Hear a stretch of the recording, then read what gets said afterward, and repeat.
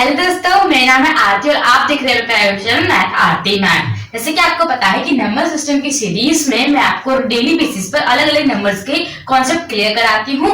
तो आज मैं नंबर सिस्टम की सीरीज में कराने वाली हूँ पार्ट 14, जिसमें आपको कराने वाली हूँ अभाज्य संख्या। इससे पहले के पार्ट यानी पार्ट 30 में मैंने आपको कराया था भाज्य संख्या। उससे पहले के पार्ट्स में मैंने आपको अलग अलग नंबर्स कराए हुए हैं, जैसे कि सम संख्या, विषम संख्या। मैंने आपको बताया कि आज मैं आपको कराने वाली हूँ अभाज्य संख्या, जिसे हम इंग्लिश में प्राइम नंबर्स कहते हैं।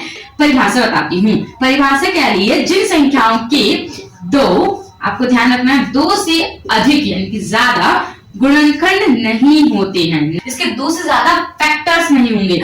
ये क्या होता है? फैक्टर। इससे पहले की वीडियो में अगर आपने देखा हो तो मैंने बताया था फैक्टर क्या होते हैं। फैक्टर होता है किसी दूसरे टेबल से डिवाइड हो जाना। जैसे कि 4 है, वो 4 के पहाड़े में तो आता है, 2 के में भी आता है। 4 और 2 क्या है? 4 के फैक्टर है, गुणनखंड है।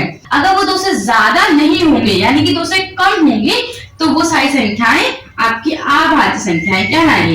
यानी कि अभाज्य संख्या कौन सी है? जिनके फैक्टर 2 से अधिक नहीं होंगे यानी कि 2 से कम होंगे।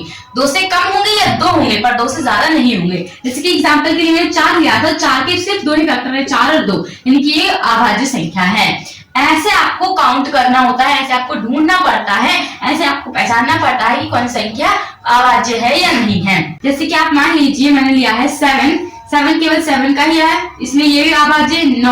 9 भी केवल 9 के पहाड़े में आता है, इसलिए ये भी हो जाएगा। 5 केवल 5 के पहाड़े में आता है, इसलिए ये भी हो जाएगा। 11 केवल 11 के पहाड़े में आता है, इसीलिए ये सारी संख्या अभाज्य संख्या है। एक से ज्यादा वाली इसमें काउंटेबल है। अब मैं आपको कुछ क्वेश्चन देती हूँ, आप बताने की वो अभाज्य है या नहीं। पहले तो नंबर लिया है मैंने 27 किसके पहाड़े में आता है? 3 निम्न 27, यानी कि 3 के पहाड़े में 9, ये 27 9 के पहाड़े में, और 27 खुद के पहाड़े में भी तो आएगा। ये हमारा एक हो गया, ये दूसरा, ये तीसरा। 2 से ज्यादा गुणनखंड हो गए, इसीलिए एक अभाज्य संख्या नहीं होगी, ये भाज्य संख्या होगी। हम बात किसकी कर रहे हैं? अभाज्य, यानी कि अभाज्य तो बिल्कुल भी नहीं है। 49 किस टेबल में आता है? 7 यानी 7 7 49, 7 के टेबल में आ गया। और ये किसके टेबल में आता है आपको ढूंढना है, और किसी के में नहीं आता है, खुद 49 के में आएगा, यानी कि 2 होगा कि 2 से कम। ये कितने हैं? 2 हैं, यानी कि ये भी एक अभाज्य संख्या है।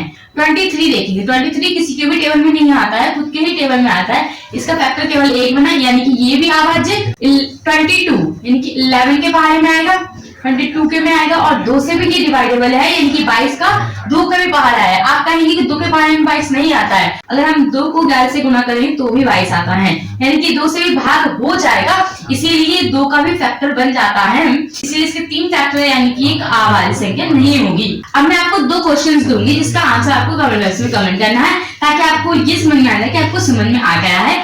2 दूंगी मैं, 2 क्वेश्चंस दूंगी।